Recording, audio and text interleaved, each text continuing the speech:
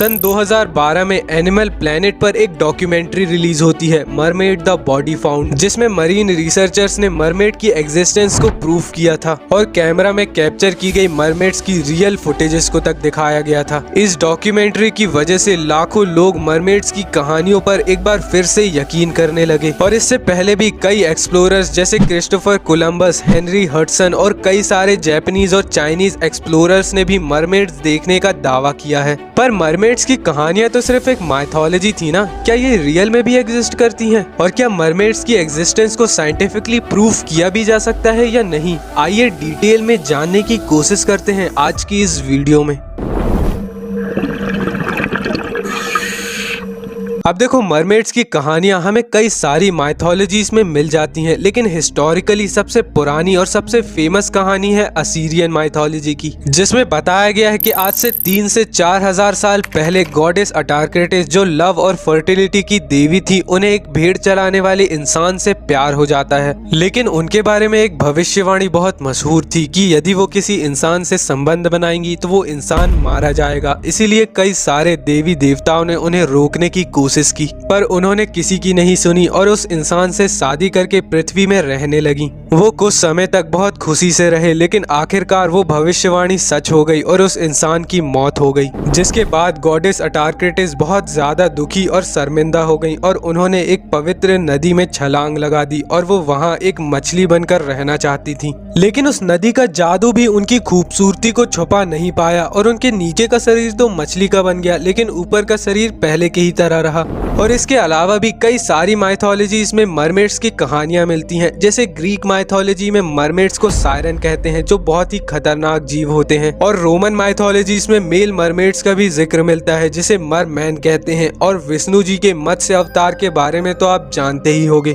लेकिन वो 77 ईस्वी में ही पहली बार था जब एक इंसान ने मरमेड देखने का दावा किया था। प्लाइनी द एल्डर, जो एक रोमन फिलोसोफर और एक्सप्लोरर हैं, उन्होंने अपनी किताब में लिखा है कि वो अपने सफर के दौरान कई बार मरमेड्स को देख चुके हैं। यहाँ तक कि उन्होंने कई बार बीचेस में मरमेड की डेड बॉडीज को तक देखा है। जिसके बाद 8th सेंचुरी तक कई सारे यूरोपियन और एशियन एक्सप्लोरर्स मरमेड देखने का दावा करने लगे थे। और क्रिस्टोफर कोलंबस ने भी अपनी डायरी में लिखा था कि 1493 में अपने सफर के दौरान उन्होंने 3 मरमेड्स को देखा था, लेकिन उनके हिसाब से वो खूबसूरत बिल्कुल नहीं थी, बल्कि उनका शरीर दानव की तरह था और वो देखने में बहुत ही खतरनाक लग रही थी। इसके बाद 1608 में एक फेमस एक्सप्लोरर हेनरी हडसन ने भी मरमेड्स को देखने का दावा किया और उनके हिसाब से वो बहुत ही खूबसूरत थी। इसके अलावा पीटी बर्नम के इस फेमस फीजी मरमेड के स्केलेटन की फोटोज को आपने कहीं ना कहीं तो जरूर देखा होगा। ऐसे ही पूरी दुनिया में कई सारे लोगों ने मरमेड्स देखने के दावे किए हैं, लेकिन जब से कमर्शियल कैमरा का आविष्कार हुआ है तब से ये दावे बहुत ज्यादा कम हो चुके हैं। ऐसे ही 2009 में इजराइल देश में कई सारे लोग ये क्लेम करने लगे कि उन्होंने सनसेट के समय मरमेड को पानी में उछलते हुए देखा है। इसीलिए वहाँ की गवर्नमेंट ने उस मरमेड की फोटो या वीडियो लाने वाले को 8 करोड़ रुपए का इनाम देने की अनाउंसमेंट की। लेकिन यदि उसने झूठ बोला और वो फोटो नकली निकली तो उसे जेल जाना पड़ेगा। लेकिन आज तक किसी को वो पैसे नहीं मिले हैं, यानी कोई भी मरमेड की रियल फोटोज नहीं ले पाया है। तो फिर एनिमल प्लेनेट की mermaid the body found documentary का क्या, जिसमें रियल मरमेड की फुटेजेस को दिखाया गया है? ये शो एनिमल प्लेनेट का सबसे ज्यादा पॉपुलर और हाईएस्ट रेटेड शो था और इसे देखकर नोवा ऑर्गेनाइजेशन, जो अर्थ के ओशंस को एक्सप्लोर करती है, उसे हजारों लोगों ने कॉल किया कि एनिमल प्लेनेट की इस डॉक्यूमेंट्री ने मरमेड की एग्जिस्टेंस को प्रूफ कर दिया है, जिसकी वजह से उन्हें इस डॉक्यूमेंट्री और मरमेड्स के ऊपर एक पूरा रिसर्च पेपर पब्लिश करना पड़ा, जिसमें उन्होंने बताया कि ये डॉक्यूमेंट्री पूरी तरह से फेक है और इसमें जिस मरमेड की फुटेजेस को दिखाया गया है वो कंप्यूटर जनरेटेड वीडियोस हैं और इसमें दिखाए गए सभी एविडेंसेस फेक हैं। यहाँ तक कि इसमें जो 2 लीड साइंटिस्ट थे वो भी रियल साइंटिस्ट हैं ही नहीं, बल्कि एक्टर्स हैं। लेकिन एनिमल प्लेनेट वाले यही नहीं रुके, उन्होंने मरमेड पर एक और मेगलाडोन और येटी पर भी एक फेक डॉक्यूमेंट्री रिलीज की, जिसमें उन्होंने कंप्यूटर जनरेटेड वीडियोस को रियल फुटेजेस बताकर लाखों लोगों को बेवकूफ बनाया। अब बात करते हैं पीटी बर्नम के उस फीजी मरमेड के स्केलेटन की। तो उसमें रिसर्च करने के बाद पता लगा कि वो स्केलेटन मंकी की अपर बॉडी और फिश टेल को मिलाकर पीटी बर्नम ने खुद बनाया था ताकि वो फेमस हो सके।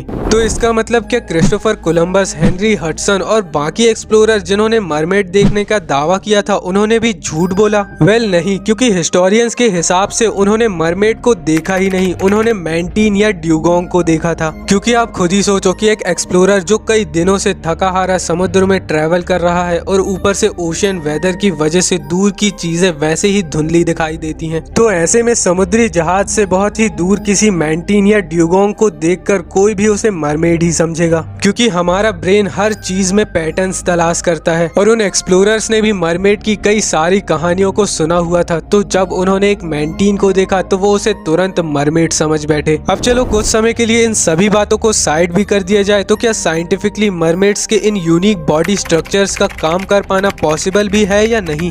तो इसका आंसर है बिल्कुल नहीं, क्योंकि हम इंसानों का शरीर फुल्ली फंक्शनल रहने के लिए बॉडी टेम्परेचर को 37 डिग्री में मेंटेन करता है, लेकिन मछलियों के लिए ऐसा नहीं है। उनका बॉडी टेम्परेचर एनवायरनमेंट के हिसाब से बदलता रहता है। पर एक मरमेड जो आधी इंसान और आधी मछली है, उसकी बॉडी कॉन्स्टेंटली टेम्परेचर को मेंटेन ही नहीं कर पाएगी। और ज्यादातर माइथोलॉजीज में मरमेड समुद्र की बहुत गहराइयों में रहती है, लेकिन हम इंसानों का शरीर इतना ज्यादा मजबूत है ही नहीं कि वो डीप सी प्रेशर को झेल पाए। और डीप सी प्रेशर को तो छोड़ो, मरमेड के ऊपर का ह्यूमन बॉडी पार्ट ज्यादा देर तक समुद्र के सॉल्टी वाटर में ही नहीं रह सकता, क्योंकि समुद्र के पानी में बहुत ज्यादा सॉल्ट होता है, जिसकी वजह से उसकी त्वचा गलने लगेगी। और यदि मरमेड समुद्र में रहना चाहती है तो उसके शरीर में मैंटीन की तरह बालों की बहुत मोटी परत होनी चाहिए, या तो उसकी त्वचा मछलियों की तरह होनी चाहिए। और इसके अलावा हम इंसान यानी मैमल्स और मछलियां दोनों ही अलग अलग तरीके से इवॉल्व हुए हैं, और यदि इन दोनों को मिलाकर एक मरमेड बनती है तो वो रिप्रोड्यूस कैसे करेगी? क्या वो इंसानों की तरह बच्चे देगी या मछलियों की तरह अंडे देगी? और वो खाना डाइजेस्ट कैसे करेगी? क्योंकि हम इंसानों का और मछलियों का डाइजेस्टिंग सिस्टम बहुत ही अलग अलग तरीके से इवॉल्व हुआ है, और ऐसी ही कई सारी कठिनाइयों की वजह से एक आधे इंसान और आधी मछली की शरीर की मरमेड का एग्जिस्ट कर पाना साइंटिफिकली इम्पॉसिबल है। लेकिन हो सकता है मरमेड जैसा कोई क्रिएचर समुद्र की गहराइयों में एग्जिस्ट करता हो और हमें पता ना हो। मैं फिर से दोहराता हूँ, मरमेड जैसा, ना कि मरमेड, क्योंकि अकॉर्डिंग टू नोवा ऑर्गेनाइजेशन हम इंसानों ने अभी तक समुद्र के 80% पार्ट को एक्सप्लोर ही नहीं किया है। खैर, आज की इस वीडियो में इतना ही। यदि आपको ये वीडियो पसंद आया तो आपको ये वाला वीडियो भी जरूर पसंद आएगा, जिसमें मैंने निकोला टेस्ला के सराउंडेड कई सारी मिस्ट्रीज की बात की है। तो यहाँ क्लिक करके इस वीडियो को भी चेकआउट जरूर करें, और ऐसे ही इंटरेस्टिंग वीडियोस को देखने के लिए हमारे चैनल को भी सब्सक्राइब कर लीजिए। बाकी मिलते हैं आपसे अगली वीडियो में।